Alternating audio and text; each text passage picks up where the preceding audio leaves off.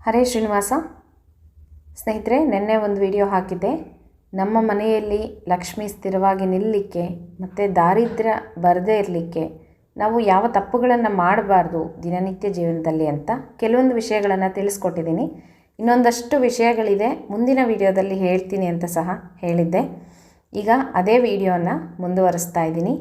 ಇನ್ನೊಂದಷ್ಟು ಕೆಲವೊಂದು ನಾವು ತಪ್ಪುಗಳನ್ನು ಮನೆಯಲ್ಲಿ ದಿನನಿತ್ಯವಾಗಿ ಮಾಡ್ತಾ ಇರ್ತೀವಿ, ಪ್ರತಿಯೊಬ್ಬರೂ ಮಾಡ್ತೀವಿ. ಅಂಥ ತಪ್ಪುಗಳನ್ನು ಮಾಡಬಾರ್ದು. ಯಾವ್ಯಾವ ತಪ್ಪುಗಳು ಇದರಿಂದ ನಮಗೆ ಯಾಕೆ ಕಷ್ಟಗಳು ಬರುತ್ತೆ ಅನ್ನೋದನ್ನು ತಿಳ್ಕೊಳ್ಳೋಣ ಸ್ನೇಹಿತರೆ.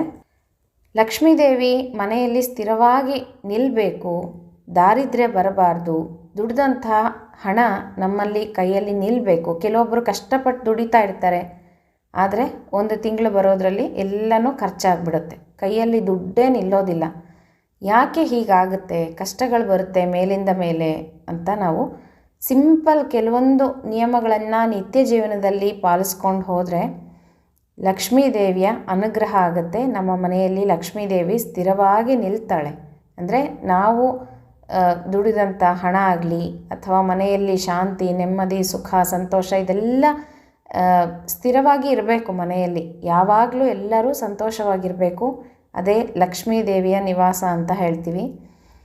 ಅದಕ್ಕೆ ನಾವು ದುಡಿದು ಸಂಪಾದಿಸಿದಂತಹ ಹಣ, ಐಶ್ವರ್ಯ ಎಷ್ಟು ಮುಖ್ಯನೋ, ಮತ್ತು ಪೂಜೆ ಪುನಸ್ಕಾರ ಎಲ್ಲನೂ ಅಷ್ಟೇ ಎಷ್ಟು ಮುಖ್ಯನೋ ಅಷ್ಟೇ ಮುಖ್ಯ ಅದೃಷ್ಟ ಅಂತ ಹೇಳ್ತೀವಿ ಅಲ್ವಾ. ಕೆಲವೊಬ್ಬರು ತುಂಬ ಕಷ್ಟಪಡ್ತಾ ಇರ್ತಾರೆ, ಪೂಜೆಗಳನ್ನು ಮಾಡ್ತಾರೆ, ಇನ್ನೆಲ್ಲ ಮಾಡ್ತಾ ಇರ್ತಾರೆ, ಆದರೆ ಲಕ್ಷ್ಮೀದೇವಿನೇ ಇರೋದಿಲ್ಲ ಮನೆಯಲ್ಲಿ, ಸುಖನೇ ಇರೋದಿಲ್ಲ. ಯಾಕೆ ಹೀಗಾಗುತ್ತೆ ಅಂದರೆ ನಾವು ಮಾಡಿದಂಥ ಕರ್ಮಗಳು. ಫಸ್ಟು ನಾವು ಏನು ಅಂದರೆ ಹೋದ ಜನ್ಮದಲ್ಲಿ ನಾವು ಏನು ಮಾಡಿರ್ತೀವೋ ಅದರ ಫಲವನ್ನು ಖಂಡಿತವಾಗಿ ಈ ಜನ್ಮದಲ್ಲಿ ಅನುಭವಿಸಲೇಬೇಕು. ಹಾಗೆ ಅದೃಷ್ಟ ಮಾತ್ರ ತುಂಬ ಮುಖ್ಯ ಮನುಷ್ಯರಿಗೆ ಅಂತ ಹೇಳ್ತೀವಿ. ಕೆಲವೊಬ್ಬರು ಏನೂ ಕಷ್ಟನೇ ಪಡೋದಿಲ್ಲ, ಆದರೆ ಸುಖವಾಗಿರ್ತಾರೆ, ಕೈ ತುಂಬ ಹಣ ಇರುತ್ತೆ, ಮನೆಯಲ್ಲೂ ಸಹ ನೆಮ್ಮದಿಯಿಂದ ಇರ್ತಾರೆ, ದೇವರೆಲ್ಲ ಕೊಟ್ಟಿರ್ತಾನೆ. ಹಾಗೆ ಅವರು ಅದೃಷ್ಟವನ್ನು ಪಡ್ಕೊಂಡು ಬಂದಿರಬೇಕು. ಆದರೂ ಸಹ ಎಲ್ಲರಿಗೂ ಒಂದು ಆಸೆ ಇದ್ದೇ ಇರುತ್ತಲ್ವ ಸ್ನೇಹಿತರೆ, ನಾವು ಚೆನ್ನಾಗಿರಬೇಕು, 4 ಜನದ ಥರ ನಾವು ಬದುಕಬೇಕು, ಜೀವನದಲ್ಲಿ ಏನಾದರೂ ಒಂದು ಸಾಧನೆಯನ್ನು ಮಾಡಿ 4 ಜನದ ಮುಂದೆ ತಲೆ ಎತ್ತಿ ನಿಲ್ಲಬೇಕು ಅಲ್ವಾ. 4 ಜನ ನಮ್ಮನ್ನು ನೋಡಿ ಗುರುತಿಸ್ಬೇಕು. ಹೀಗೆಲ್ಲ ಎಲ್ರಿಗೂ ಆಸೆ ಇರುತ್ತೆ, ಎಲ್ಲರೂ ಏನಾದರೂ ಒಂದು ಸಾಧನೆ ಮಾಡಲೇಬೇಕು ಅಂತ. ಆದರೆ ಮನುಷ್ಯ ಅಂದಮೇಲೆ ದೇವರು ಯಾವುದೋ ಒಂದು ಕಲೆ ಅಥವಾ ವಿದ್ಯೆ ಏನಾದರೂ ಒಂದು ಕೊಟ್ಟಿರ್ತಾನೆ, ಎಲ್ಲರಿಗೂ ಇರುತ್ತೆ. ಆದರೆ ಅದನ್ನು ನಾವು ಗುರುತಿಸ್ಕೋಬೇಕು. ಈಗ ಕೆಲವೊಬ್ಬರು ವಿದ್ಯೆಯಲ್ಲಿ ತುಂಬ ಬುದ್ಧಿವಂತರಿರ್ತಾರೆ, ಚೆನ್ನಾಗಿ ಓದ್ತಾರೆ, ಒಳ್ಳೆ ಕೆಲಸಕ್ಕೆ ಸೇರ್ತಾರೆ, ಸಂಪಾದನೆ ಮಾಡ್ತಾ ಇರ್ತಾರೆ ಕೈ ತುಂಬ. ಕೆಲವರು ಓದೇ ಇರೋದಿಲ್ಲ, ಜ್ಞಾನ ತುಂಬ ಚೆನ್ನಾಗಿರುತ್ತೆ, ಇನ್ನೇನೋ ಬಿಸ್ನೆಸ್ ಮಾಡ್ತಾ ಇರ್ತಾರೆ, ಅಥವಾ ಇನ್ನು ಕೆಲವರು ಇನ್ನೊಂದೇನೋ ಕಲೆಗಳನ್ನು ಮಾಡ್ತಾ ಇರ್ತಾರೆ, ಇನ್ನೊಬ್ಬರೇನೋ ಭಾಷಣಗಳನ್ನು, ಇನ್ನೇನೋ ಬೇರೆ ಬೇರೆ ಫೀಲ್ಡ್ಗಳಲ್ಲಿ ಅವರವರು ಉನ್ನತಿಯನ್ನು ಸಾಧಿಸಿರ್ತಾರೆ. ಯಾಕೆ ಹೀಗೆ ಅಂದರೆ ದೇವರು ಪ್ರತಿಯೊಬ್ಬರಲ್ಲೂ ಒಂದು ಕಲೆಯನ್ನು ಇಟ್ಟಿರ್ತಾನೆ. ಅದನ್ನು ನಾವು ಗುರುತಿಸಿ ಅದನ್ನು ಹೊರ ತರಬೇಕು. ಅದರಿಂದ ನಮ್ಮ ಜೀವನದಲ್ಲಿ ನಾವು ಸುಖವಾಗಿ ಇರ್ಬೋದು ಅಂತ ಹೇಳ್ತೀನಿ. ಅದು ಮೊದಲೇ ಆಗಿರ್ಬೋದು, ಮಧ್ಯದ ಜೀವನದಲ್ಲಿ ಆಗಿರ್ಬೋದು, ಕೊನೆಯಲ್ಲಾಗಿರ್ಬೋದು, ಒಟ್ಟಿನಲ್ಲಿ ಒಂದಲ್ಲ ಒಂದು ರೀತಿಯಲ್ಲಿ ನಮಗೆ ನಮ್ಮ ಕಲೆ ಇರುತ್ತೆ, ಅದನ್ನು ನಾವು ಗುರುತಿಸ್ಕೊಂಡಿರೋದಿಲ್ಲ ಅಷ್ಟೇ. ಹೀಗೆ 4 ಜನದ ಮುಂದೆ ನಾವು ಸಹ ಚೆನ್ನಾಗಿ ಇರಬೇಕು, ಚೆನ್ನಾಗಿ ಜೀವಿಸಬೇಕು ಅಂತ ಎಲ್ಲರಿಗೂ ಆಸೆ ಇರುತ್ತೆ ಅಲ್ವಾ ಸ್ನೇಹಿತರೆ. ಯಾರಿಗಿರೋದಿಲ್ಲ, ಎಲ್ಲರಿಗೂ ಇರುತ್ತೆ. ಹಾಗೆ ಮಾಡಬೇಕು ಅಂದರೆ ಕೆಲವೊಂದು ಸಿಂಪಲ್ ಟಿಪ್ಸನ್ನು ನಾವು ಜೀವನದಲ್ಲಿ ರೂಢಿಸ್ಕೋಬೇಕು, ಅದನ್ನು ಪಾಲಿಸ್ತಾ ಹೋಗಬೇಕು. ಯಾವುದ್ಯಾವುದದು ಅಂತ ನೋಡ್ತಾ ಹೋಗೋಣ. ಲಕ್ಷ್ಮೀ ಪ್ರಧಾನವಾದಂಥ ಕೆಲವು ವಸ್ತುಗಳು ನಮ್ಮ ಮನೆಗಳಲ್ಲಿ ಇದ್ದೇ ಇರುತ್ತೆ. ಅವುಗಳಿಗೆ ನಾವು ಗೌರವವನ್ನು ನೀಡಬೇಕು. ಮುಖ್ಯವಾಗಿ ಯಾವ್ಯಾವು? ಒರಳುಕಲ್ಲು, ಬೀಸುವ ಕಲ್ಲು, ಜರಡಿ, ಮರ, ನಾವು ಕೇಳ್ತೀವಲ್ವ, ಮೊರ ಅಂತೀವಿ, ಮರ ಅಂತೀವಿ, ಅದು ಬಿದಿರಿಂದ ಮಾಡಿರೋದು. ಆಮೇಲೆ ಸೇರು ಅಂತ ಇವಾಗ ಕೆಲವ್ರ ಮನೆಗಳಲ್ಲಿ ಇರುತ್ತೆ, ಕೆಲವ್ರ ಮನೆಗಳಲ್ಲಿ ಇರೋಲ್ಲ, ಆದರೆ ಈಗೆಲ್ಲ ಕಡೆ ಸಿಗುತ್ತೆ ಸ್ನೇಹಿತರೆ ಸೇರುಗಳು. ಅದು ಸೇರು, ಮತ್ತು ಸಾಣೆಕಲ್ಲು, ಆಮೇಲೆ ಶಂಖ, ಆಮೇಲೆ ಕವಡೆಗಳು ಲಕ್ಷ್ಮೀ ಕವಡೆಗಳು ಅಂತ ಹೇಳ್ತೀವಿ ಅಲ್ವಾ. ಅದು ಅಷ್ಟೇ ಲಕ್ಷ್ಮೀ ಪ್ರಧಾನವಾದದ್ದೇನೆ.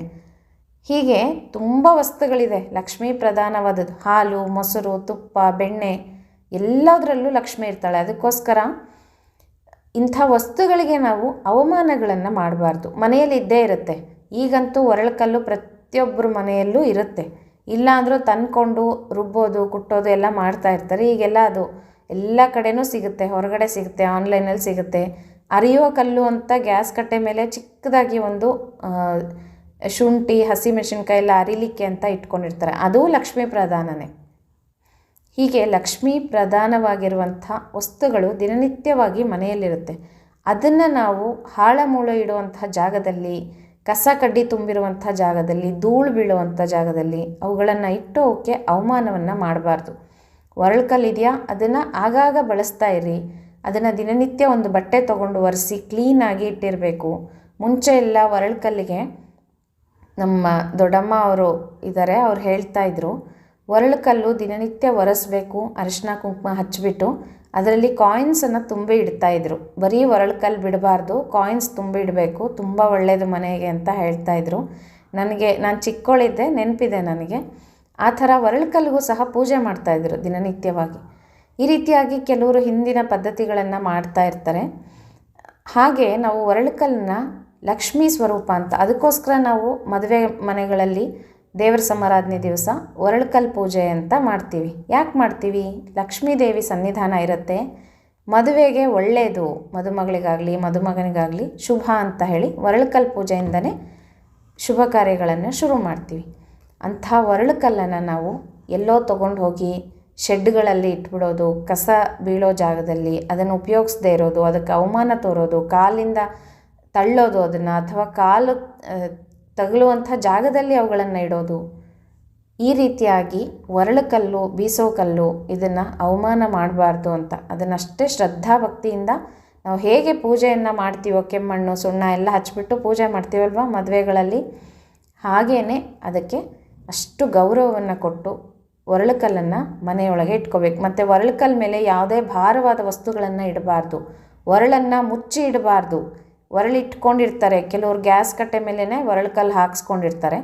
ಅದ್ರ ಮೇಲೆ ಏನೋ ಒಂದು ಮಿಕ್ಸಿ ಇಟ್ಬಿಡೋದು, ಇನ್ನೊಂದೇನೋ ತೊಗೊಂಡೋಗಿ ಇಟ್ಬಿಡೋದು, ಆ ಥರ ಭಾರವನ್ನು ಒರಳುಕಲ್ಲ ಮೇಲೆ ಯಾವತ್ತೂ ಇಡಬಾರ್ದು. ಆಮೇಲೆ ಜರಡಿ, ನಾವು ಅಕ್ಕಿ ಎಲ್ಲ ಜರಡಿ ಹಿಡಿತೀವಲ್ವ, ಅದು ಅಕ್ಕಿ ಜರಡಿ ಅಂತ ಬರುತ್ತಲ್ಲ, ಅದು ಪ್ಲಾಸ್ಟಿಕ್ ಜರಡಿ ಅಲ್ಲ, ಹಿಟ್ಟು ಜರಡಿ ಹಿಡಿತೀವಲ್ಲ ಅದಲ್ಲ, ಅಕ್ಕಿ ಜರಡಿ ಅಂತ ಬರುತ್ತಲ್ಲ, ಅದು ದೊಡ್ಡದಾಗಿರುತ್ತೆ ನೋಡ್ರಿ. ಆಮೇಲೆ ಮೊರ, ಅಕ್ಕಿ ಕೇರುವಂಥ ಮರ ನಾವು ಮರದ ಬಾಗಿಣ ಕೊಡ್ತೀವಲ್ವ, ಮರದಲ್ಲಿ ಲಕ್ಷ್ಮೀ ದೇವಿ ಸನ್ನಿಧಾನ ಇರುತ್ತೆ, ಲಕ್ಷ್ಮೀನಾರಾಯಣರ ಸನ್ನಿಧಾನ ಇರುತ್ತೆ. ಹಾಗೆ ಅಂತ ನಾವು ಮರದ ಬಾಗಿಣವನ್ನು ಮುತ್ತೈದೆ ಕೊಡೋದು. ಎಷ್ಟು ಶ್ರೇಷ್ಠವಾದದ್ದು ಮರ ಅಂದರೆ, ವಂಶ ಅಭಿವೃದ್ಧಿ ಮಾಡುತ್ತೆ ಬಿದಿರು. ಹಾಗಾಗಿ ಮರದ ಬಾಗಿಣವನ್ನು ಆಗಾಗ ಕೊಡ್ತಾ ಇರಬೇಕು ಮುತ್ತೈದೆಯರು, ವಂಶ ಅಭಿವೃದ್ಧಿಗೋಸ್ಕರ ಅಂತ ಹೇಳ್ತೀವಿ. ಅಷ್ಟು ಒಂದು ಪ್ರಾಮುಖ್ಯತೆ ಮರಕ್ಕೆ ಇದೆ. ಮರವನ್ನು ಬೋರ್ಲ್ ಹಾಕಬಾರ್ದು, ಮರವನ್ನು ಕಾಲು ತಗಲಬಾರ್ದು ಮರಕ್ಕೆ. ಮತ್ತು ಒಂಟಿ ಮರಕ್ಕೆ ಮೆಂತ್ಯ ಹಚ್ಚಿಸ್ಬಾರ್ದು ಅಂತ ಹೇಳ್ತಾರೆ. ಈಗ ಮೆಂತ್ಯ ಹಚ್ಚೋರು ಮನೆ ಮುಂದೆ ಬರ್ತಾ ಇರ್ತಾರಲ್ಲ, ಅವರು ಹೇಳ್ತಾರೆ ಒಂಟಿ ಮರಕ್ಕೆ ಹಚ್ಚಬಾರ್ದಮ್ಮ, ಒಳ್ಳೆಯದಲ್ಲ ಮನೆಗೆ ಅಂತ. ಜೋಡಿ ಮರ ಅಂದ್ರೇ ಜೋಡಿ ಮರಕ್ಕೆ ಅಷ್ಟು ಒಂದು ಪ್ರಾಮುಖ್ಯತೆ ಇದೆ. ಅದು ಲಕ್ಷ್ಮಿಯ ಸನ್ನಿಧಾನ. ಮರದಲ್ಲಿ ಅಕ್ಕಿ ಹಾಕಿ ಕೇರ್ಬಿಟ್ಟು ಕ್ಲೀನ್ ಮಾಡಿ ನಾವು ಉಪಯೋಗಿಸಿದ್ರೆ ಲಕ್ಷ್ಮೀದೇವಿ ಸನ್ನಿಧಾನ ತಾನಾಗೇ ಬರುತ್ತೆ ಮನೆಯಲ್ಲಿ. ಸ್ವಚ್ಛ, ಕ್ಲೀನ್ನೆಸ್ ಅಷ್ಟೇ. ಲಕ್ಷ್ಮೀದೇವಿ ಎಲ್ಲಿರ್ತಾಳೆ, ಎಲ್ಲಿ ಸ್ವಚ್ಛತೆ ಇರುತ್ತೋ, ಅಲ್ಲಿ ಶುದ್ಧತೆ ಇರುತ್ತೋ, ಅಲ್ಲಿ ಲಕ್ಷ್ಮೀದೇವಿ ಇರ್ತಾಳೆ. ಹಾಗೆ ನಾವು ಮೊರವನ್ನು ಆಗಾಗ ಬಳಸ್ತಾ ಇರಬೇಕು. ಮತ್ತು ಅದನ್ನು ಗೌರವದಿಂದ ಕಾಣಬೇಕು ಮರವನ್ನು. ಆಮೇಲೆ ಮರದ ಬಾಗಿಣವನ್ನು ಆಗಾಗ ನಾವು ಕೊಡ್ತಾ ಇರಬೇಕು. ಆಮೇಲೆ ಸೇರಂತೂ ಈಗ ಎಲ್ಲರ ಮನೆಗಳಲ್ಲಿ ಇರುತ್ತೆ, ಹೊರಗಡೆನೂ ಸಿಗ್ತಾ ಇದೆ. ಆರಾಮಾಗಿ ಒಂದು ಸೇರನ್ನು ತಂದು ಇಟ್ಕೊಂಡಿರಿ ಮನೆಯಲ್ಲಿ. ಆಗಾಗ ಏನಾದರೂ ಅಳತೆ ಮಾಡಲಿಕ್ಕೆ ಅದಕ್ಕೆ ಇರುತ್ತೆ. ಮತ್ತು ಮನೆಗಳಲ್ಲಿ ಮಹಾಲಕ್ಷ್ಮಿ ಅಂತ ಹೇಳಿಬಿಟ್ಟು ಸೊಸೆಯನ್ನು ಮನೆ ತುಂಬಿಸ್ಕೊಳ್ಳುವಾಗ ಸೇರಲ್ಲಿ ಅಕ್ಕಿ ಬೆಲ್ಲವನ್ನು ಇಟ್ಟು ಹೊಸ್ತಿಲ ಮೇಲೆ ಅದನ್ನು ಒದ್ಬಿಟ್ಟು ಮನೆಯಲ್ಲಿ ಬಾಮ್ಮ ಅಂತ ಕರೀತಾರೆ. ಯಾಕೆ ಅಂದರೆ ಸೇರಿನಲ್ಲಿ ಲಕ್ಷ್ಮೀದೇವಿ ಸನ್ನಿಧಾನ ಇರುತ್ತೆ.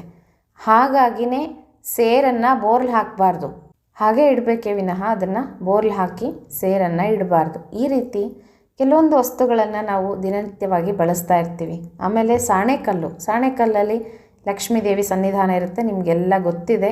ಸಾಣೇಕಲ್ಲಿನಲ್ಲಿನೇ ಲಕ್ಷ್ಮೀದೇವಿ ಒಡಮೂಡಿ ಬಂದಿರುವಂಥ ಕ್ಷೇತ್ರ ಕಲ್ಲೂರು ಮಹಾಲಕ್ಷ್ಮಿ ಕ್ಷೇತ್ರ. ಹಾಗಾಗಿ ತುಂಬ ವಿಶೇಷತೆ. ಸಾಣೇಕಲ್ಲಲ್ಲಿ ಲಕ್ಷ್ಮೀದೇವಿ ಇರ್ತಾಳೆ. ಸಾಣೇಕಲ್ಲನ್ನು ಬೀಳಿಸಬಾರ್ದು, ಮನೆಯಲ್ಲಿ ಸಾಣೇಕಲ್ಲು ಒಡಿಬಾರ್ದು. ಸಾಣೇಕಲ್ಲಿಟ್ಬಿಟ್ಟು ಲಕ್ಷ್ಮೀದೇವಿಯನ್ನು ಕೂಡಿಸಿ ಪೂಜೆ ಮಾಡೋದು ತುಂಬ ಶ್ರೇಷ್ಠವಾದ ಪೂಜೆ ಅಂತ ಕರೆಸ್ಕೊಳ್ಳುತ್ತೆ. ಹಾಗಾಗಿ ಸಾಣೇಕಲ್ಲಿನಲ್ಲಿ ಗಂಧವನ್ನು ತೇಯ್ದು ಭಗವಂತನಿಗೆ ಹಚ್ಚೋದ್ರಿಂದ ಭಗವಂತ ಪ್ರೀತನಾಗ್ತಾನೆ. ಹಾಗೆ ನಾವು ಸಾಣೇಕಲ್ಲನ್ನು ಮನೆಯಲ್ಲಿ ಬಳಸ್ತಾ ಇರಬೇಕು. ಮತ್ತು ಇನ್ನು ಶಂಖದಲ್ಲಿ ಲಕ್ಷ್ಮೀದೇವಿಯ ಸನ್ನಿಧಾನ ಇರುತ್ತೆ. ಅದಕ್ಕೋಸ್ಕರ ಶಂಖದಿಂದ ಮಾಡಿದಂಥ ಅಭಿಷೇಕ ಭಗವಂತನಿಗೆ ತುಂಬ ಪ್ರೀತಿ.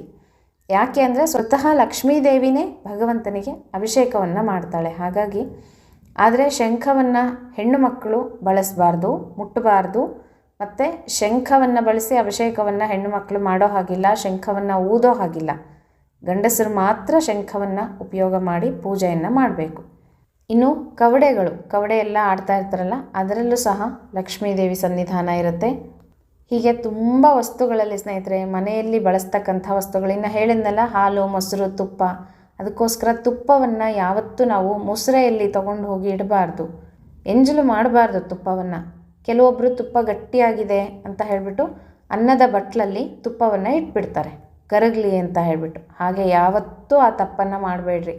ತುಪ್ಪವನ್ನು ಎಡಗೈಯಿಂದ ಬಡಿಸ್ಕೊಳ್ಳೋದೇನೆ ತಪ್ಪು ಅಂತ ಹೇಳುತ್ತೆ ಶಾಸ್ತ್ರದಲ್ಲಿ. ಹಾಗಿದ್ದಾಗ ತುಪ್ಪ ತಗೊಂಡೋಗಿ ಅನ್ನದಲ್ಲಿ ಇಡೋದು, ಮುಸುರೆ ಪದಾರ್ಥದಲ್ಲಿ ಇಡೋದು ಇದು ಮಹಾಪಾಪ. ಹಾಗಾಗಿ ತುಪ್ಪವನ್ನು ಸಪ್ರೇಟಾಗಿ ಇಡಬೇಕು. ಎಣ್ಣೆ ಇದೆಲ್ಲ ಎಲ್ಲಿ ಇಟ್ಟಿರ್ತೀರೋ ಅಲ್ಲಿ ನೀವು ತುಪ್ಪವನ್ನು ಇಟ್ಕೋಬೇಕು. ತುಪ್ಪ ಚೆಲ್ಲಬಾರ್ದು ಅಂತ ಹೇಳ್ತಾರೆ ಮನೆಯಲ್ಲಿ. ಹಾಲು, ಮೊಸರು, ತುಪ್ಪ ಇದು ಯಾವುದೂ ಚೆಲ್ಲಬಾರ್ದು. ಎಲ್ಲದರಲ್ಲೂ ಲಕ್ಷ್ಮೀದೇವಿಯ ಸನ್ನಿಧಾನ ಇರುತ್ತೆ. ರಾತ್ರಿ ಹೊತ್ತು ಮೊಸರು ತಿಂದರೆ ಲಕ್ಷ್ಮೀದೇವಿಗೆ ಸಿಟ್ಟು ಬರುತ್ತೆ ಅಂತ ಹೇಳ್ತಾರೆ, ಕೋಪ ಬರುತ್ತಂತೆ ಲಕ್ಷ್ಮೀದೇವಿಗೆ. ಹಾಗಾಗಿ ರಾತ್ರಿ ಮೊಸರು ತಿನ್ನಬಾರ್ದು ಅಂತ ಶಾಸ್ತ್ರ ಹೇಳುತ್ತೆ. ಮಜ್ಜಿಗೆ ತಿನ್ಬೋದು, ಮೊಸರು ತಿನ್ನಬಾರ್ದು. ಬೆಳಗ್ಗೆ ಹೊತ್ತು ಮೊಸರು ತಿನ್ಬೋದು, ತಪ್ಪಿಲ್ಲ. ರಾತ್ರಿ ಮಾತ್ರ ಮೊಸರು ಹಾಕ್ಕೊಂಡು ಬೇರೆ ಏನಾದರೂ ಪದಾರ್ಥಗಳನ್ನು ತಿನ್ನೋದು ತಪ್ಪು ಅಂತ ಹೇಳ್ತಾರೆ. ಮತ್ತು ಅದು ಆರೋಗ್ಯ ದೃಷ್ಟಿಯಿಂದನೂ ಸರಿಯಲ್ಲ ಅಂತ ಸಹ ವೈದ್ಯರು ಹೇಳ್ತಾರೆ. ಹೀಗೆ ತುಂಬ ವಸ್ತುಗಳಲ್ಲಿ ನಾವು ದಿನನಿತ್ಯ ಬಳಸ್ತಕ್ಕಂಥ ವಸ್ತುಗಳಲ್ಲಿ ಲಕ್ಷ್ಮಿಯ ಸನ್ನಿಧಾನವನ್ನು ನಾವು ನೋಡ್ತೀವಿ. ಇವೆಲ್ಲವೂ ಮನೆಯಲ್ಲಿದ್ದರೆ ಸಾಕು, ಲಕ್ಷ್ಮಿ ಇರ್ತಾಳೆ ಅಂತ ಹೇಳ್ತಾರೆ. ಆದರೆ ಹಾಗಲ್ಲ ಸ್ನೇಹಿತರೆ. ಅವೆಲ್ಲ ಇದ್ದ ತಕ್ಷಣ ನಮಗೆ ಲಕ್ಷ್ಮೀದೇವಿ ಮನೆಯಲ್ಲಿ ಇದ್ದಾಳೆ ಸ್ಥಿರವಾಗಿ ಅಂತಲ್ಲ. ಲಕ್ಷ್ಮಿಯನ್ನು ನಾವು ಚಂಚಲೆ ಅಂತ ಕರಿತೀವಿ. ಯಾಕೆ ಚಂಚಲೆ? ಒಂದು ಕಡೆ ನಿಲ್ಲೋದಿಲ್ಲ. ಒಂದು ಚೂರು ಸೂಜಿ ಮೊನೆಯಷ್ಟು ತಪ್ಪಾದರೂ ಸಹ ಲಕ್ಷ್ಮೀದೇವಿ ಹೊರಟೋಗ್ತಾಳೆ ಮನೆಯಿಂದ ಅಂತ. ಹಾಗಿದ್ದಾಗ ನಾವು ಇವುಗಳಿಗೆ ಅಂದರೆ ಇಂಥ ವಸ್ತುಗಳಿಗೆ ನಾವು ಅಗೌರವವನ್ನು ಸಲ್ಲಿಸಿದರೆ ಖಂಡಿತವಾಗಿ ಲಕ್ಷ್ಮಿ ಮನೆಯಲ್ಲಿ ಇರೋದಿಲ್ಲ.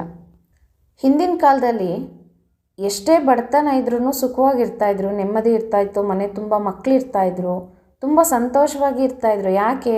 ಇವೆಲ್ಲವುಗಳಿಗೂ ಅವರು ಗೌರವವನ್ನು ಸಲ್ಲಿಸ್ತಾಯಿದ್ರು. ದಿನನಿತ್ಯವಾಗಿ ಒರಳುಕಲ್ಲನ್ನು ಒರೆಸ್ಕೊಂಡು ಬೀಸೋದು, ಕುಟ್ಟೋದು ಇದೆಲ್ಲ ಇತ್ತು ಆಗ. ಮಿಕ್ಸಿ ಆಗಲಿ, ಫ್ರಿಡ್ಜ್ಗಳಾಗಲಿ ಇವೆಲ್ಲ ಎಲ್ಲಿತ್ತು? ಗ್ರೈಂಡರ್ಗಳಾಗಲಿ ಏನೂ ಇರಲಿಲ್ಲ ಆವಾಗ. ಎಲ್ಲನೂ ಬಳಸಿ ಅದನ್ನು ಉಪಯೋಗಿಸಿ ಮಾಡ್ತಾಯಿದ್ರು. ಆರೋಗ್ಯನೂ ಹಾಗೇ ಇರ್ತಾಯಿತ್ತು. ಮನೆ ತುಂಬ ಮಕ್ಕಳು ಮರಿ ಸಂತೋಷವಾಗಿ ಇರ್ತಾಯಿದ್ರು. ಕೂಡು ಕುಟುಂಬ ಆವಾಗೆಲ್ಲನೂ.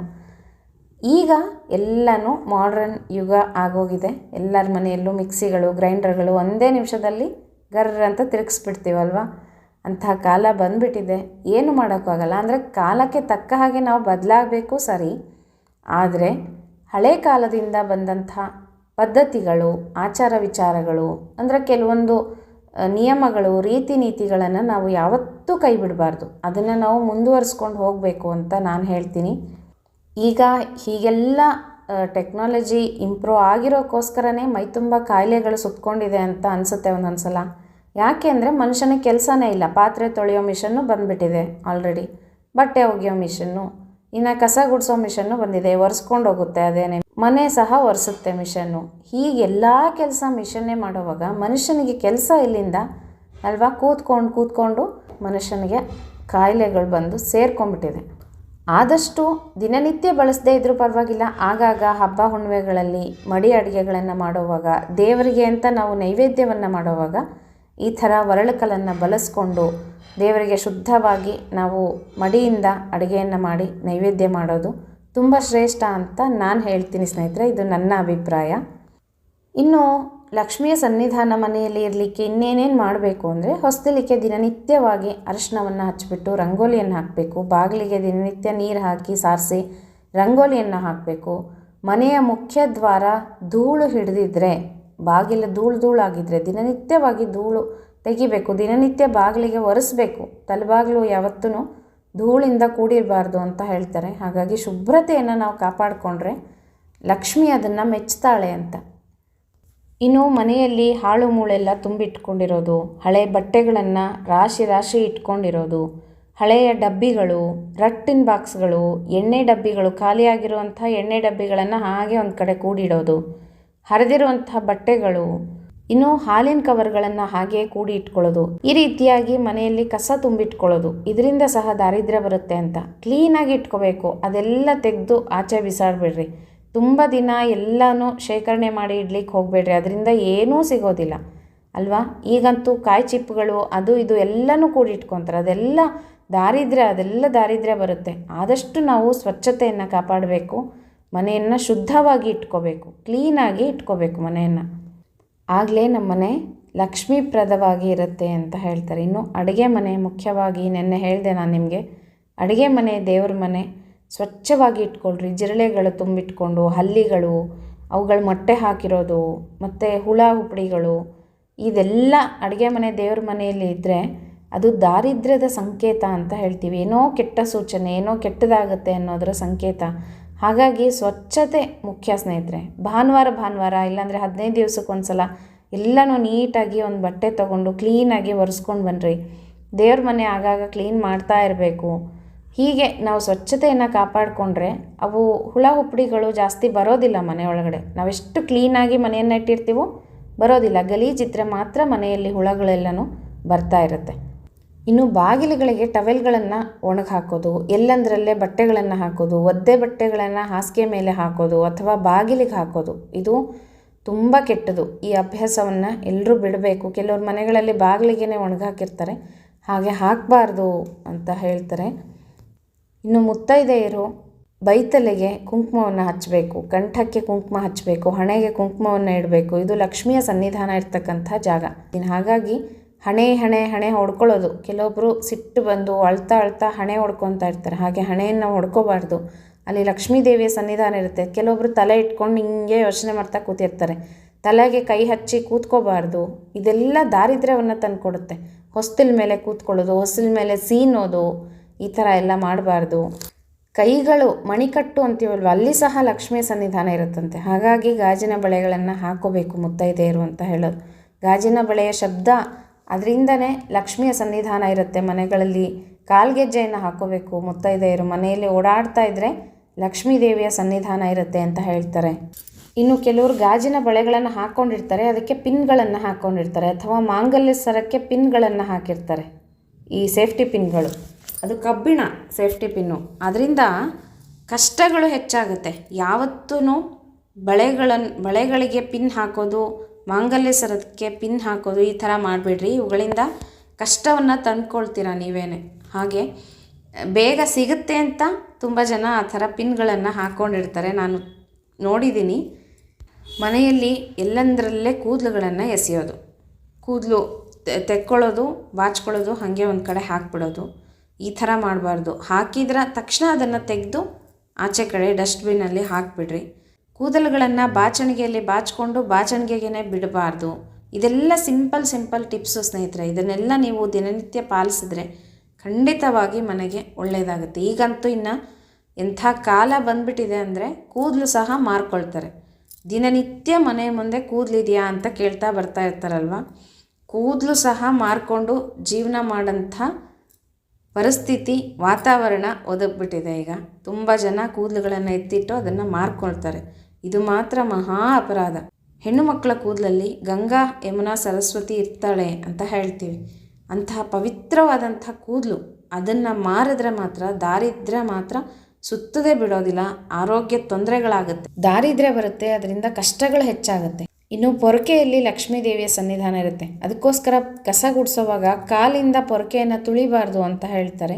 ಹಾಗೆ ಪೊರಕೆಯನ್ನು ಉದ್ದುದ್ದ ನೇರವಾಗಿ ನಿಲ್ಲಿಸಬಾರ್ದು, ಅದನ್ನು ನೇತು ಹಾಕಬೇಕು. ಪೊರಕೆಗೂ ಒಂದು ನಾವು ಗೌರವವನ್ನು ಸಲ್ಲಿಸಬೇಕು. ಹಾಗಾಗಿ ಅದನ್ನು ಒಂದು ಕಡೆ ಇಟ್ಟಿರಬೇಕು. ಯಾರಿಗೂ ಕಾಣಿಸ್ದೇ ಇರೋ ಥರ ಇಡಬೇಕು ಅಂತ ಹೇಳ್ತಾರೆ. ಹಾಗಾಗಿ ಬಾಗಿಲ ಹಿಂದೆ ಎಲ್ಲಾದರೂ ಪೊರಕೆಯನ್ನು ನೇತು ಹಾಕಬೇಕು.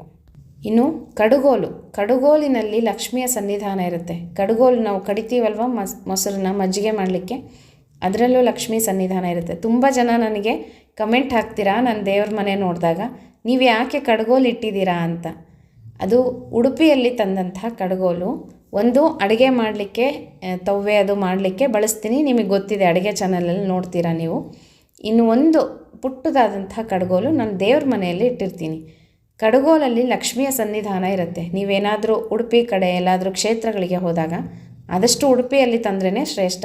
ತೊಗೊಂಡು ಬನ್ನಿರಿ, ಪುಟ್ಟದಾದಂಥ ಒಂದು ಕಡುಗೋಲು ತಂದು ದೇವ್ರ ಮನೆಯಲ್ಲಿ ಇಟ್ಕೊಳ್ರಿ ಪೂಜೆಗಾಗಿ. ಅದರಲ್ಲೂ ಸಹ ಲಕ್ಷ್ಮಿಯ ಸನ್ನಿಧಾನ ಇರುತ್ತೆ ಅಂತ. ಹಾಗಾಗಿ ಮೊಸರನ್ನು ಕಡಿತೀವಲ್ವ, ಮೊಸರಲ್ಲಿ ಲಕ್ಷ್ಮೀದೇವಿ ಸನ್ನಿಧಾನ ಇರುತ್ತೆ. ಮೊಸರಿನಿಂದ ಬೆಣ್ಣೆ ಬರುತ್ತೆ, ಬೆಣ್ಣೆಯಲ್ಲೂ ಲಕ್ಷ್ಮೀದೇವಿ ಸನ್ನಿಧಾನ ಇರುತ್ತೆ. ಅದನ್ನು ಕಡುಗೋಲಿಂದ ಕಡಿತೀವಿ, ಕಡುಗೋಲಲ್ಲೂ ಸಹ ಲಕ್ಷ್ಮಿಯ ಸನ್ನಿಧಾನ ಇರುತ್ತೆ. ಹೀಗೆ ಕಡುಗೋಲಲ್ಲಿ ಲಕ್ಷ್ಮೀದೇವಿಯ ಸನ್ನಿಧಾನ ಇರುತ್ತೆ. ಆದರೆ ಕಟ್ಟಿಗೆಯದ್ದು, ಸ್ಟೀಲಿಂದು, ಹಿತ್ತಾಳೆದು ಎಲ್ಲ ಅಲ್ಲ, ಕಟ್ಟಿಗೆಯಿಂದ ಮಾಡಿರೋ ಕಡುಗೋಲನ್ನೇ ಬಳಸಬೇಕು. ಇದಿಷ್ಟು ಸ್ನೇಹಿತರೆ ಕೆಲವೊಂದು ನನಗೆ ತಿಳಿದಂಥ ವಿಷಯಗಳನ್ನು ನಿಮಗೆ ತಿಳಿಸಿದ್ದೀನಿ. ನಮ್ಮ ದಿನನಿತ್ಯ ಜೀವನದಲ್ಲಿ ಮುಖ್ಯವಾಗಿ ಹಳೆಯ ಕಾಲದಿಂದ ಬಂದಂಥ ವಸ್ತುಗಳು, ಅವುಗಳ ಉಪಯೋಗ, ಅವುಗಳಿಗೆ ನಾವು ಕೊಡ್ತಕ್ಕಂಥ ಗೌರವ, ಅವುಗಳಿಗೆ ಯಾವತ್ತೂ ನಾವು ಅವಮಾನವನ್ನು ಮಾಡಬಾರ್ದು.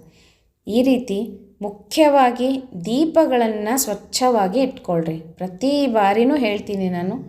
ತುಂಬ ಜನ ನನಗೆ ದೀಪದ ಬಗ್ಗೆ ಕಮೆಂಟ್ಸ್ ಹಾಕ್ತಾ ಇರ್ತೀರ. ಬೆಳಗ್ಗೆ ಹಚ್ಚಿರೋ ದೀಪ ಮತ್ತು ಸಂಜೆ ಬೇರೆ ಬತ್ತಿ ಹಾಕಿ ಬೇರೆ ದೀಪದಲ್ಲಿ ಹಚ್ಚಬೇಕಾ ಅಂತ. ಪ್ರತಿ ಬಾರಿನೂ ನಾನು ಡೀಟೇಲಾಗಿ ತಿಳಿಸಿದ್ದೀನಿ. ದೀಪದ ಬಗ್ಗೆನೇ ವೀಡಿಯೋಸ್ ತುಂಬ ಮಾಡಿದ್ದೀನಿ ನಾನು. ಬೆಳಗ್ಗೆ ಸ್ವಚ್ಛವಾಗಿ ತೊಳೆದು ಹೊಸ ಬತ್ತಿಗಳನ್ನು ಹಾಕಿ 2 ಅಥವಾ 5 ಹಾಕಿದ್ರೇ ಶ್ರೇಷ್ಠ, ಇಲ್ಲಾಂದರೆ 2 ಸಹ ಬತ್ತಿಗಳನ್ನು ಹಾಕ್ಬೋದು. ಬತ್ತಿಯನ್ನು ಹಾಕಿ ಶುದ್ಧವಾದ ಎಳ್ಳೆಣ್ಣೆಯಲ್ಲಿ ದೀಪವನ್ನು ಹಚ್ಚಬೇಕು. ಸಂಜೆ ಅದೇ ದೀಪವನ್ನು ಕುಡಿ ಕಟ್ಕೊಂಡಿದ್ರೆ ಸರಿ ಮಾಡಿ ಅದೇ ದೀಪವನ್ನು ಎಣ್ಣೆ ಹಾಕಿ ಹಚ್ಚಬೇಕು. ಮತ್ತೆ ಮಾರನೇ ದಿವಸ ಒಂದು ರಾತ್ರಿ ಕಳೆದ ಮೇಲೆ ನೆಕ್ಸ್ಟ್ ಡೇ ತೊಳೆದಂತಹ ಹೊಸ ಬತ್ತಿಯನ್ನು ಹಾಕಿನೇ ದೀಪ ಹಚ್ಚಬೇಕು. ಮತ್ತು ಆ ಬತ್ತಿ ಏನು ಮಾಡಬೇಕು ಅಂತ ಕೇಳ್ತೀರಾ. ನೀವು ನಿರ್ಮಾಲ್ಯ ಎಲ್ಲ ಎಲ್ಲಿ ಹಾಕ್ತಿರೋ ಆ ಜಾಗದಲ್ಲಿನೇ ಬತ್ತಿಗಳನ್ನು ಸಹ ಹಾಕಿಬಿಡ್ರಿ. ಅದು ನಿರ್ಮಾಲ್ಯನೇ. ಒಂದು ದಿನ ದೇವರಿಗೆ ಸಮರ್ಪಣೆಯನ್ನು ಮಾಡಿದ್ದು ಗೆಜ್ಜೆ ವಸ್ತ್ರ ಆಗಲಿ, ಬತ್ತಿ ಆಗಲಿ, ಹೂವು ಆಗಲಿ, ಏನೇ ಆಗಲಿ ಅದು ನಿರ್ಮಾಲ್ಯ ಅಂತ ಕರೆಸ್ಕೊಳ್ಳುತ್ತೆ. ಹಾಗಾಗಿ ನೀವು ಹೂಗಳು, ಗೆಜ್ಜೆ ವಸ್ತ್ರ ಎಲ್ಲ ಎಲ್ಲಿ ಹಾಕ್ತಿರೋ ಅದರ ಜೊತೆಗೇ ಬತ್ತಿಗಳು ಸಹ ಹಾಕ್ರಿ. ನೀವೆಲ್ಲಾದರೂ ಹರಿಯೋ ನೀರಿನಲ್ಲಿ ಬಿಡ್ತೀವಿ ಅಂದರೆ ತೊಗೊಂಡು ಹೋಗಿ ಹರಿಯೋ ನೀರಿಗೆ ಹಾಕ್ಬೋದು. ಅದಕ್ಕೂ ಕೆಲವರು ಕಮೆಂಟ್ಸ್ ಮಾಡ್ತಾರೆ, ನೀರು ಗಲೀಜಾಗಲ್ವಾ, ನೀರನ್ನು ಶುಚಿ ಮಾಡಬಾರ್ದು ಹಾಗೆ ಅಂತ. ಈಗ ನಾನೇನೋ ಒಂದು ಹೇಳ್ತಾ ಇರ್ತೀನಿ ಅಂದರೆ ಖಂಡಿತವಾಗಿ ಒಂದು ಯಾವುದಾದ್ರೂ ಕೊಂಕು ಮಾತುಗಳು ಕಮೆಂಟು ಒಂದಾದರೂ ಬರುತ್ತೆ ಸ್ನೇಹಿತರೆ. ಅಂದರೆ ಒಂದೊಂದು ಸಲ ಯಾವಾಗಲೂ ಅಲ್ಲ, ಯಾರೋ ಒಬ್ರು ಇರ್ತಾರೆ ಪಾಪ ಪ್ರೀತಿಕರವಾದವರು ನನಗೆ, ಅಥವಾ ಅವ್ರಿಗೆ ನಾನು ಪ್ರೀತಿನೋ ಗೊತ್ತಿಲ್ಲ, ಒಂದಂತೂ ಕಮೆಂಟ್ ಹಾಕ್ತಾರೆ. ನೆನ್ನೆ ರಾತ್ರಿನೂ ನನಗೊಂದು ಕಮೆಂಟ್ ಬಂತು ನೆನ್ನೆ ವಿಡಿಯೋ ಬಗ್ಗೆ. ನೀವು ಯಾರನ್ನೋ ಕಾಪಿ ಮಾಡಿ ಎಲ್ಲ ಹೇಳ್ತೀರಾ ಅಂತ. ನನಗೆ ಅಂಥ ಅವಶ್ಯಕತೆ ಏನೂ ಹಿಡ್ದಿಲ್ಲ. ಒಬ್ಬರನ್ನ ಯಾರ್ದೋ ವಿಡಿಯೋ ನೋಡ್ಕೊಂಡು ಬಂದು ನಾನು ಅವ್ರ ಥರನೇ ಹೇಳ್ತೀನಿ ಅಂತ ನಿಮಗೆ ಭ್ರಮೆ ಇದ್ದರೆ ನೀವು ಯಾಕೆ ನನ್ನ ವಿಡಿಯೋ ನೋಡ್ತೀರೋ ನನಗೆ ಅರ್ಥ ಆಗ್ತಿಲ್ಲ. ನೀವು ನೋಡಲೇಬೇಡ್ರಿ, ಅಷ್ಟೇ ತಾನೇ. ತುಂಬ ಸಿಂಪಲ್ ವಿಷಯ. ನೀವು ಹಗಲೆಲ್ಲ ಬಂದುಬಿಟ್ಟು ನೀವು ಅವ್ರದ್ದು ಕಾಪಿ ಮಾಡ್ತೀರಾ, ಇವ್ರದ್ದು ಕಾಪಿ ಮಾಡ್ತೀರಾ. ನಾನು ಯಾರ ವೀಡಿಯೋಸು ನೋಡಲಿಕ್ಕೆ ಹೋಗೋದಿಲ್ಲ, ನನಗಷ್ಟು ಪುರ್ಸತ್ತೂ ಇರೋದಿಲ್ಲ. ಬೆಳಗ್ಗೆಯಿಂದ ನನ್ನ ಕೆಲಸ, ಮನೆಯಲ್ಲೆಲ್ಲ ಕೆಲಸಗಳಾಗುತ್ತೆ. ನಿಮಗೆ ದಿನಚರಿನೂ ಹಾಕಿದ್ದೀನಿ ನಾನು, ನೋಡ್ಕೊಳ್ರಿ. ಪಾಪ ಯಾರೋ ಹಾಕಿದಾರಲ್ಲ ಅವ್ರಿಗೆ, ಎಲ್ಲ ಸ್ನೇಹಿತರಿಗೆಲ್ಲ, ಎಲ್ಲ ನನ್ನ ಪ್ರೀತಿಯ ಸ್ನೇಹಿತರು, ನನ್ನ ಬಗ್ಗೆ ಗೊತ್ತಿದೆ. ಆ ಥರ ಮಾತಾಡೋದಿಲ್ಲ ಯಾವತ್ತೂ. ಯಾರೋ ಒಬ್ರು ಇದ್ದಾರೆ, ಅವ್ರು ಬರ್ತಾರೆ ಅವಾಗವಾಗ ಬಂದು ನೀವು ಇವ್ರದ್ದು ಕಾಪಿ ಮಾಡ್ತೀರಾ, ಅವ್ರದ್ದು ಕಾಪಿ ಮಾಡ್ತೀರಾ ಅಂತ ಹೇಳ್ತಾರೆ ನನಗೆ. ಯಾರು ಕಾಪಿ ಮಾಡೋವಂಥ ಅವಶ್ಯಕತೆಯೇ ಇಲ್ಲ, ಆಯಿತಾ. ನಿಮಗೆ ಹಾಗೆ ಅನ್ನಿಸ್ತಾ ಇದೆ ಅಂದರೆ ಅದು ನಿಮ್ಮಲ್ಲಿರ್ತಕ್ಕಂಥ ಪ್ರಾಬ್ಲಮ್, ನಂದಲ್ಲ ಅದು. ನನಗೆ ನಿಜವಾಗ್ಲೂ ಪುರ್ಸತ್ತು ಇರೋದಿಲ್ಲ ಅಲ್ವಾ ಸ್ನೇಹಿತರೆ. ನಿಮಗೆಲ್ಲ ಗೊತ್ತಿದೆ ನನ್ನ ಸ್ನೇಹಿತರುಗಳಿಗೆ. ಬೆಳಗ್ಗೆಯಿಂದ ನನಗೆ ಕೆಲಸನೇ ಸರಿ ಹೋಗುತ್ತೆ. ಇಷ್ಟೊತ್ತಿನ ಮೇಲೆ 2 ಗಂಟೆ 2:30 ಮೇಲೆ ನಾನು ವೀಡಿಯೋಸ್ ಎಲ್ಲ ಮಾಡ್ತೀನಿ. ಅದು ಒಂದು ಚಾನಲ್ ಅಲ್ಲ, ನನಗೆ 2 ಚಾನಲ್ ಇದೆ. ಹೀಗೆ ಫೇಸ್ಬುಕ್ಕಲ್ಲೂ ನನಗೆ ತುಂಬ ಒಳ್ಳೊಳ್ಳೆ ಸ್ನೇಹಿತರಿದ್ದಾರೆ. ಒಬ್ಬೊಬ್ಬರು ಮುತ್ತು ರತ್ನ ಅಂತ ಹೇಳ್ತೀನಿ ನಾನು, ಅಷ್ಟು ಒಳ್ಳೊಳ್ಳೆ ಸ್ನೇಹಿತರು. ಮನಸ್ಸು ತುಂಬ ಮುಖ್ಯ. ಒಬ್ಬರ ಮನಸ್ಸು ಹೇಗಿದೆ ಅಂತ ನನಗೆ ಒಂದು ಕಮೆಂಟಿಂದ ಗೊತ್ತಾಗ್ಬಿಡುತ್ತೆ, ಯಾವ ಥರ ಅವ್ರ ಮನಸ್ಸಿದೆ, ಅವ್ರ ಮನಸ್ಥಿತಿ ಇದೆ ಅಂತ. ಹಾಗೆ ಕೆಲವೊಬ್ಬರು ಇರ್ತಾರೆ, ಏನು ಮಾಡೋಕ್ಕಾಗಲ್ಲ, ಅದು ಅವರವರ ಅವಗುಣ ಅಂತಲೇ ಹೇಳ್ತೀನಿ. ಬನ್ನಿರಿ ಮಾತಾಡ್ರಿ, ನನಗೇನು ಬೇಜಾರಿಲ್ಲ. ಅವ್ರಿಗೆ ದಿನನಿತ್ಯ ಮಾಡೋದಕ್ಕೆ ಕೆಲಸ ಇಲ್ಲ ಅಂತ ಅನಿಸುತ್ತೆ ನನಗೇನೋ. ಯಾಕೆ ಅಂದರೆ ವಿಡಿಯೋ ಹಾಕೋದನ್ನೇ ಕಾಯ್ತಾ ಇರ್ತಾರೆ, ಯಾವಾಗ ಹಾಕ್ತಾರೆ ಅಂತ. ವಿಡಿಯೋ ಎಲ್ಲ ನೋಡೋದು, ಆಮೇಲೆ ಅದರಲ್ಲಿ ಏನಾದರೂ ಒಂದು ಹಿಡಿಯೋದು, ಎಲ್ಲಿ ಇವರು ಏನು ತಪ್ಪು ಹೇಳಿದ್ದಾರೆ ಅಂತ ಅದನ್ನು ಹಿಡ್ಕೊಂಡು ಕಮೆಂಟಲ್ಲಿ ಬರೆಯೋದು. ಇಷ್ಟು ಬಿಟ್ಟರೆ ಬೇರೆ ಏನೂ ಕೆಲಸ ಇರೋದಿಲ್ಲ. ಸಾಧ್ಯವಾದರೆ ಏನಾದರೂ ಒಂದು ಸಾಧನೆ ಮಾಡಿರಿ ಜೀವನದಲ್ಲಿ, ಅಥವಾ ಯಾರನ್ನಾದರೂ ಗೌರವದಿಂದ ನೋಡೋದು ಕಲೀರಿ. ಒಂದು ಮಾತು ಅಂದರೆ, ನೀವೇನು ದೊಡ್ಡವರಾಗಲ್ಲ, ನಾನೇನು ಕೇಳೋಕ್ಕಾಗಲ್ಲ, ಆಯಿತಾ? ಹೇಳ್ರಿ. ಅವ್ರು ನೋಡ್ತೀರಾ, ಇವ್ರು ನೋಡ್ತೀರಾ, ನನಗೆ ಯಾರ್ದು ವೀಡಿಯೋಸ್ ನೋಡೋಕ್ಕೆ ಸಮಯ ಇರೋದಿಲ್ಲ. ಫಸ್ಟ್ ಆಫ್ ಆಲ್ ನಾನು ಯಾರ್ದಾದ್ರೂ ನೋಡಿ ಅದೇ ಥರ ಹಾಕೋದಿತ್ತು ಅಂದರೆ ನಾನು ಬೇರೆ ಬೇರೆ ಯಾಕೆ ವೀಡಿಯೋಸ್ನ ಮಾಡಬೇಕಿತ್ತು? ಉಪಯೋಗ ಆಗೋಂಥದ್ದು ಎಲ್ಲ ತೊಗೊಳ್ಳೋದು ಅವ್ರದನ್ನೇ ಹಾಕ್ತಾ ಬರ್ಬೋದಲ್ಲ ನಾನು ವೀಡಿಯೋಸ್ನ, ಅಲ್ವಾ ಸ್ನೇಹಿತರೆ? ಹೀಗೆ ಯಾಕೆ ಹೇಳ್ತಾ ಇದ್ದೀನಿ ಅಂದರೆ, ಪ್ರತಿ ಬಾರಿ ಒಬ್ಬರು ಬರ್ತಾರೆ, ಅವ್ರದ್ದು ಇದೇ ಕೆಲಸನೇ, ನೀವು ಇವ್ರದ್ದು ಕಾಪಿ ಮಾಡ್ತೀರಾ ಅಂತ ಒಂದು 50 ಸಲ ಹೇಳಿದ್ದೇನೆ ಹೇಳ್ತಾ ಇರ್ತಾರೆ. ಆದರೆ ನನಗೇನು ಬೇಜಾರಾಗಲ್ಲ ಸ್ನೇಹಿತರೆ. ಮುಂಚೆ ಸ್ವಲ್ಪ ಫೀಲ್ ಮಾಡ್ಕೊತಾ ಇದ್ದೆ ಮೊದಲೆಲ್ಲ, ಅಯ್ಯೋ ಹಿಂಗೆ ಅಂದ್ಬಿಟ್ರಲ್ಲ ನನಗೆ ಅಂತ. ಆದರೆ ಈಗ ನನಗೂ ರೂಢಿ ಆಗಿಬಿಟ್ಟಿದೆ. ಹೊರಗಡೆ ಪ್ರಪಂಚ ಹೇಗಿದೆ ಅಂತ ನನಗೆ ನೀಟಾಗಿ ಗೊತ್ತಾಗಿದೆ. ಹಾಗಾಗಿ ಯಾರ ಕಮೆಂಟ್ಸಿಗೂ ನಾನು ತಲೆ ಕೆಡಿಸ್ಕೊಳ್ಳೋದಿಲ್ಲ. ನನ್ನ ಕೆಲಸವನ್ನು ನಾನು ಬಿಡೋದಿಲ್ಲ, ಮಾಡ್ತಾಯಿರ್ತೀನಿ. ಯಾಕಂದರೆ ಒಬ್ರು ಯಾರೋ ಹಂಗೆ ಮಾತಾಡಿದ್ದಾರೆ ಅಂದರೆ ಇಷ್ಟು ಜನನ ನಾನು ಸಂಪಾದನೆ ಮಾಡಿದ್ದೀನಲ್ಲ, ಇಷ್ಟು ಸ್ನೇಹಿತರಿದ್ದಾರೆ, ಇಷ್ಟು ಪ್ರೀತಿ ಮಾಡೋರಿದ್ದಾರೆ. ಒಬ್ಬರು ಇಬ್ಬರು ಅಲ್ಲ, ನನಗೆ 38-39 ಸಾವಿರ ನನಗೀಗ ಸಬ್ಸ್ಕ್ರೈಬರ್ಸ್ ಇರೋದು. ಇಷ್ಟು ಜನನ ಸಂಪಾದನೆ ಮಾಡಬೇಕು ಅಂದರೆ ಎಷ್ಟು ಕಷ್ಟಪಡಬೇಕು ಅಲ್ವಾ ಸ್ನೇಹಿತರೆ? ನೀವೆಲ್ಲ ನನಗೆ ಒಬ್ಬೊಬ್ಬರು ಎಲ್ಲರೂ ನನ್ನ ಫ್ಯಾಮಿಲಿ ಮೆಂಬರ್ಸ್ ಅಂತ ಹೇಳ್ತೀನಿ. ಅಷ್ಟು ಪ್ರೀತಿ ನಿಮ್ಮ ಮೇಲೆ ನನಗೆ. ಯಾರೋ ಏನೋ ಅಂತಾರೆ ಅಂತ ನಾನು ವೀಡಿಯೋಸ್ ಹಾಕೋದು ಬಿಡೋದಿಲ್ಲ. ಖಂಡಿತವಾಗಿ ವೀಡಿಯೋಸ್ನ ಹಾಕ್ತೀನಿ. ಅಂದ್ಕೊಳ್ಳೋರು ಅಂದ್ಕೊಳ್ರಿ. ನನ್ನ ಮನಸ್ಸಿಗೆ ಬಿಟ್ಟಿದ್ದು, ನನಗೆ ಬಿಟ್ಟಿದ್ದು ಅಷ್ಟೇ. ಅಂದ್ಕೊಳ್ಳೋರು ನಿಮಗೆ ಬಿಟ್ಟಿದ್ದು. ನಿಮ್ಮ ಒಂದು ಬುದ್ಧಿ, ನಿಮ್ಮ ಒಂದು ಸ್ವಭಾವ ತೋರಿಸುತ್ತೆ ಅಷ್ಟೇ. ಮಾತಾಡ್ಕೊಳ್ರಿ ಅಂತ ಹೇಳ್ತೀನಿ. ಹಾಗೆ ಏನೋ ಹೇಳ್ತಾ ಇದ್ದೆ, ಎಲ್ಗೋ ಹೋಗ್ಬಿಟ್ಟೆ ನಾನು ಅಲ್ಲಿಂದ.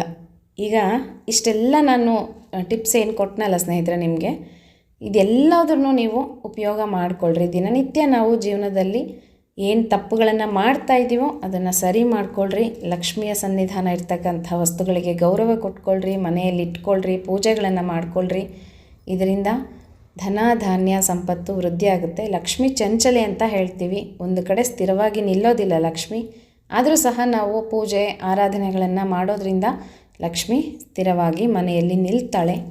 ಸಿರಿ ಅಂದ ತಕ್ಷಣ ನಾವು ಬರೀ ಸಂಪತ್ತು ಅಂತ ಯೋಚನೆ ಮಾಡಬಾರ್ದು ಸ್ನೇಹಿತರೆ. ಸಂಪತ್ತು, ಐಶ್ವರ್ಯ ಇದೆಲ್ಲನೂ ನಮಗೆ ಬೇಕು ಅಂತ ಬರೀ ಅದ್ರ ಬಗ್ಗೆನೇ ನಾವು ಆ ಥರ ಯೋಚನೆ ಮಾಡಬಾರ್ದು. ಮನೆಗಳಲ್ಲಿ ಶಾಂತಿ ಇರಬೇಕು, ಸುಖ ಇರಬೇಕು, ನೆಮ್ಮದಿ ಇರಬೇಕು, ಜಗಳಗಳಾಗಬಾರ್ದು ಮನೆಯಲ್ಲಿ. ಮುಖ್ಯವಾಗಿ ಅಳಬಾರ್ದು ಯಾರೂ. ಮುತ್ತೈದೆಯರು ಯಾವುದೇ ಕಾರಣಕ್ಕೂ ಕಣ್ಣೀರು ಹಾಕಬೇಡ್ರಿ ಮನೆಯಲ್ಲಿ. ಎಷ್ಟೇ ಕಷ್ಟ ಬಂದ್ರೂ ಒಂದು ಕಣ್ಣೀರಿನ ಹನಿ ಮನೆಯನ್ನು ಅಷ್ಟು ಕೆಟ್ಟದ್ದು ಮಾಡಿಬಿಡುತ್ತೆ. ಅದಕ್ಕೋಸ್ಕರ ನಗ್ನಗ್ತಾ ಜೀವನ ಮಾಡಿರಿ, ಎಷ್ಟೇ ಕಷ್ಟ ಇರಲಿ. ಕೆಲವೊಬ್ಬರೆಲ್ಲ ಪಾಪ ಕಮೆಂಟ್ಸ್ ಹಾಕ್ತಾ ಇರ್ತಾರೆ, ನಾನು ಎಷ್ಟು ಪೂಜೆ ಪುನಸ್ಕಾರಗಳನ್ನು ಮಾಡ್ತೀನಿ ಅಮ್ಮ, ಆದರೆ ನಮ್ಮ ಮನೆಯವ್ರು ನನಗೆ ಸಪೋರ್ಟ್ ಮಾಡೋದಿಲ್ಲ, ತುಂಬ ಹೀಯಾಳಿಸಿ ಬೈತಾರೆ ಅಂತ. ಅವರು ಅಷ್ಟೇ ಪಡ್ಕೊಂಬಂದಿದ್ದಾರೆ ಸ್ನೇಹಿತರೆ, ಏನೂ ಮಾಡೋಕ್ಕಾಗಲ್ಲ. ಈಗ ನಾವು ಒಬ್ಬರನ್ನ ಸರಿ ಮಾಡಬೇಕು ಅಂದರೆ ಆಗೋದಿಲ್ಲ. ಅದು ಹೇಗೆ ಸರಿ ಮಾಡ್ತೀರಾ? ತಿಳ್ಕೊಂಡು ಸರಿ ಹೋಗೋರು ಹೋಗ್ತಾರೆ ಪಾಪ, ಕೆಲವೊಬ್ಬರು ಆಗೋದಿಲ್ಲ, ಬೈತಾರೆ. ಬೈಕೊಳ್ರಿ ಅಂತ ನಿಮ್ಮ ಕೆಲಸ ನೀವು ಮಾಡಿರಿ. ನಿಮ್ಮ ಶ್ರದ್ಧೆಗೆ ನಾನು ತುಂಬ ಮೆಚ್ತೀನಿ. ಪಾಪ ಇಷ್ಟು ಕಷ್ಟ ಇಟ್ಕೊಂಡು ಮನೆಯಲ್ಲಿ ಅನುಕೂಲತೆಗಳಿರೋದಿಲ್ಲ, ಸಪೋರ್ಟ್ ಇರೋದಿಲ್ಲ, ಆದ್ರೂ ಸಹ ಇಷ್ಟು ಪೂಜೆ ಪುನಸ್ಕಾರಗಳನ್ನು ಮಾಡಿಕೊಂಡು ಪಾಪ ವೀಡಿಯೋಸ್ನ ನೋಡಿ ಏನೋ ಯಾರಿಗೋಸ್ಕರ ಮಾಡ್ತಾರೆ ಪಾಪ ಅವರು, ಅಲ್ವಾ? ಹೆಣ್ಮಕ್ಳು ಮುತ್ತೈದೆಯರು ಯಾರಿಗೋಸ್ಕರ ಇಷ್ಟೆಲ್ಲ ಮಾಡೋದು? ಮನೆಗೋಸ್ಕರ, ಗಂಡನಿಗೋಸ್ಕರ ಅಲ್ವಾ? ಗಂಡ ಚೆನ್ನಾಗಿರಲಿ ಅಂತಲೇ ಹೆಂಡತಿ ಪೂಜೆ ಪುನಸ್ಕಾರಗಳನ್ನು ಮಾಡೋದು, ಮುತ್ತೈದೆತನಕ್ಕಾಗಿ ಮಾಡೋದು. ಅವರೇ ಈ ಥರ ಬೈದ್ಬಿಟ್ರೆ, ಈ ಥರ ಹೀಯಾಳಿಸಿ ಮಾತಾಡಿದ್ರೆ ಪಾಪ ಅವ್ರಿಗೆ ಮನಸ್ಸಲ್ಲಿಂದ ಬರಬೇಕು. ದಯವಿಟ್ಟು ಗಂಡಸರು ಈ ಥರ ಮಾಡಬೇಡ್ರಿ. ಯಾರಿಗೋಸ್ಕರ ಮಾಡ್ತಾ ಇದ್ದಾಳೆ ಅಂತ ಒಂದು ಕ್ಷಣ ಯೋಚನೆ ಮಾಡಿರಿ. ನಿಮಗೋಸ್ಕರ, ನಿಮ್ಮ ಮಕ್ಳಿಗೋಸ್ಕರ ಅಷ್ಟೇ. ಒಂದು ಹೆಣ್ಣು ಅಷ್ಟು ಕಷ್ಟಪಡ್ತಾ ಇರೋ ದಿನ ಬೆಳಗ್ಗೆ ಎದ್ದು ಹಾಗೆ ಮಾಡೋವಾಗ ನೀವು ಅವ್ರಿಗೆ ನಿಮ್ಮ ಕೈಲಾದಷ್ಟು ಸಪೋರ್ಟ್ ಮಾಡಿರಿ. ಅಂದೇ ಇದ್ದರೂ ಸಾಕು ನಮಗೆ, ಅಲ್ವಾ ಸ್ನೇಹಿತರೆ? ಒಂದು ಮಾತು ಏನೂ ಅನ್ಲಿಕ್ಕೆ ಹೋಗಬೇಡ್ರಿ. ನೀವೇನೂ ಅವ್ರಿಗೆ ಮಾಡದೇ ಇದ್ದರೂ, ಸಹಾಯ ಮಾಡದೇ ಇದ್ದರೂ ಚಿಂತೆ ಇಲ್ಲ. ಅವ್ರ ಪಾಡಿಗೆ ಅವ್ರು ಏನೋ ಮಾಡ್ಕೊತಾರೆ ಬಿಡು ಅಂತ ಸುಮ್ಮನೆ ಆಗಿಬಿಡ್ಬೇಕು. ಹೀಗೆ ಪಾಪ ಕೆಲವ್ರ ಮನೆಗಳಲ್ಲಿ ಇರುತ್ತೆ, ಏನು ಮಾಡೋಕ್ಕಾಗೋದಿಲ್ಲ. ಆದರೆ ನಿಮಗೆ ದೇವರು ಕೊಟ್ಟಿದ್ದಾನೆ, ಆ ಒಂದು ಶಕ್ತಿ ಕೊಟ್ಟಿದ್ದಾನೆ, ಆ ಒಂದು ಪುಣ್ಯ ಕೊಟ್ಟಿದ್ದಾನೆ ದೇವರು. ನೀವು ಇದನ್ನು ಬಿಟ್ಕೋಬೇಡ್ರಿ, ಮಾಡ್ತಾ ಹೋಗ್ರಿ. ನೀವು ಮಾಡಿದ್ದು ನಿಮಗೆ, ಅವ್ರು ಮಾಡಿದ್ದು ಅವ್ರಿಗೆ ಅಂತ ಹೇಳ್ತಾರಲ್ಲ, ನೀವು ಮಾಡಿದ್ದು ನಿಮ್ಮ ಮನೆಗೆ ಏಳಿಗೆ ಆಗೇ ಆಗುತ್ತೆ. ಒಂದಲ್ಲ ಒಂದು ದಿನ ಅವ್ರಿಗೆ ಗೊತ್ತಾಗೇ ಆಗುತ್ತೆ, ಓ ನನ್ನ ಹೆಂಡತಿ ಇಷ್ಟೆಲ್ಲ ಮಾಡೋದಕ್ಕೆ ನಾವು ಇಷ್ಟು ಚೆನ್ನಾಗಿ ಆಗಿದ್ದೀವಿ ಅಂತ. ಆಗ ಅವರಿಗೆ ಜ್ಞಾನೋದಯ ಆಗುತ್ತೆ, ಒಂದಲ್ಲ ಒಂದು ದಿನ ಆಗುತ್ತೆ. ಅದನ್ನು ದೇವರೇ ಮಾಡ್ತಾನೆ. ದೇವ್ರ ಹತ್ರ ನೀವು ಬೇಡ್ಕೊಳ್ರಿ ಹೀಗೆ ಅಂತ, ನಿಮ್ಮ ಮನಸ್ಸಲ್ಲಿ ಏನಿದೆ ಅಂತ ಭಗವಂತನಿಗೆ ಗೊತ್ತಾಗ್ಬಿಡುತ್ತೆ. ದೇವ್ರು ಖಂಡಿತ ಅವರಿಗೆ ಸರಿ ಮಾಡ್ತಾನೆ. ಹೀಗಿಷ್ಟೆಲ್ಲ ಮಾಡಿಕೊಂಡು ಹೋಗೋದು, ನಾವು ಬರೀ ಐಶ್ವರ್ಯ ಅಂತಸ್ತು ಅಷ್ಟೇ ಬಂದುಬಿಡಬೇಕು, ದುಡ್ಡು ಬಂದುಬಿಡಬೇಕು ಆ ಥರ ಅಲ್ಲ. ಮನೆಯಲ್ಲಿ ಸುಖವಾಗಿರಬೇಕು. ಒಂದು ಹೊತ್ತು ಊಟ ಮಾಡದೇ ಇದ್ದರೂ ಚಿಂತೆ ಇಲ್ಲ, ಒಂದು ತುತ್ತು ಊಟ ಮಾಡಿದ್ರೂ ನೆಮ್ಮದಿ ಇರಬೇಕು, ಜೀವನ ಸಂತೋಷವಾಗಿರಬೇಕು. ಇದನ್ನೇ ಎಲ್ಲರೂ ಕೇಳ್ಕೊಳ್ಳೋದು. ಹೀಗೆ ಎಲ್ಲ ನಿಯಮಗಳನ್ನು ದಿನನಿತ್ಯ ನಾವು ಮಾಡ್ತಕ್ಕಂತಹ ಮನೆಯಲ್ಲಿ ಎಲ್ಲ ಆಚಾರ ವಿಚಾರಗಳು, ಪೂಜೆ ಪುನಸ್ಕಾರಗಳು, ಇದರಿಂದನೇ ಮನೆ ಉದ್ಧಾರ ಆಗ್ತಾ ಹೋಗುತ್ತೆ ಅಂತ ಹೇಳ್ತೀನಿ. ಆದಷ್ಟು ನಿಮಗೆ ಎಷ್ಟು ಸಾಧ್ಯವಾಗುತ್ತೋ ಅಷ್ಟು ಶುಚಿತ್ವವನ್ನು ಕಾಪಾಡಿಕೊಳ್ಳ್ರಿ. ಪೀರಿಯಡ್ಸ್ ಆದವರು ಮನೆಯಲ್ಲಿ ಮನೆ ಒಳಗಡೆ ಕಲಿಸ್ಕೊಳ್ಳೋರು, ಇದ್ರ ಬಗ್ಗೆ ನಾನು ಒಂದು ವಿಡಿಯೋ ಮಾಡಿದ್ದೀನಿ. ಹೇಗೆ ನಾವು ಇರಬೇಕು ಹೇಳ್ರಿ ಅಂತ ಕೇಳಿದ್ರಿ, ಅದಕ್ಕೂ ವಿಡಿಯೋ ಮಾಡಿದ್ದೀನಿ. ಆದಷ್ಟು ಶುಚಿತ್ವವನ್ನು ಕಾಪಾಡಿಕೊಳ್ಳ್ರಿ. ಎಲ್ಲನೂ ಮುಟ್ಕೊಂಡು ಬಿಡೋದು, ಮನೆಯೆಲ್ಲ ಸೇರಿಸ್ಕೊಳ್ಳೋದು, ದೇವ್ರ ತನಕ ಹೋಗೋದು ಬೇಡ. ಅದಕ್ಕೋಸ್ಕರ ಶುಚಿತ್ವ ಮುಖ್ಯ. ಅಲ್ಲಿ ದೇವರ ಸನ್ನಿಧಾನ ಇರುತ್ತೆ. ಇಷ್ಟು ಮಾತ್ರ ತಲೆಯಲ್ಲಿ ಇಟ್ಕೊಳ್ರಿ. ಎಷ್ಟು ನಾವು ಶುಚಿತ್ವವನ್ನು ಕಾಪಾಡ್ಕೊತೀವೋ ಅಷ್ಟು ಭಗವಂತನ, ಲಕ್ಷ್ಮೀ ದೇವಿಯ ಸನ್ನಿಧಾನ ಅಲ್ಲಿರುತ್ತೆ. ಇದನ್ನು ತಿಳ್ಕೊಂಡ್ಬಿಟ್ರೆ ನಿಮಗೆ ಇನ್ನು ನಾನು ಎಕ್ಸ್ಟ್ರಾ ಡೀಟೇಲಾಗಿ ಬಿಡಿಸಿ ಹೇಳೋ ಅವಶ್ಯಕತೆ ಇರೋದಿಲ್ಲ. ಹಾಗಾಗಿ ಶುಚಿತ್ವವನ್ನು ಕಾಪಾಡಿಕೊಳ್ಳ್ರಿ, ಕ್ಲೀನ್ನೆಸ್ ಅಷ್ಟೇ. ಇದರಿಂದನೇ ಲಕ್ಷ್ಮಿಯ ಸನ್ನಿಧಾನ ಇರುತ್ತೆ, ಲಕ್ಷ್ಮಿಗೂ ಸಹ ಸಂತೋಷ ಆಗುತ್ತೆ. ಹಾಗೆ ಪೂಜೆ ಪುನಸ್ಕಾರಗಳನ್ನು ಮಾಡಿಕೊಂಡು ಚೆನ್ನಾಗಿರಿ ಅಂತ ಹೇಳ್ತೀನಿ. ಮತ್ತು ಮುಂದಿನ ವಿಡಿಯೋದಲ್ಲಿ ವಿಶೇಷವಾದಂಥ ಒಂದು ಪೂಜೆ ಬಗ್ಗೆ ನಿಮಗೆ ತಿಳಿಸ್ಕೊಡ್ತೀನಿ ಸ್ನೇಹಿತರೆ. ಮತ್ತೆ ಸಿಗ್ತೀನಂತೆ. ಹರೇ ಶ್ರೀನಿವಾಸ.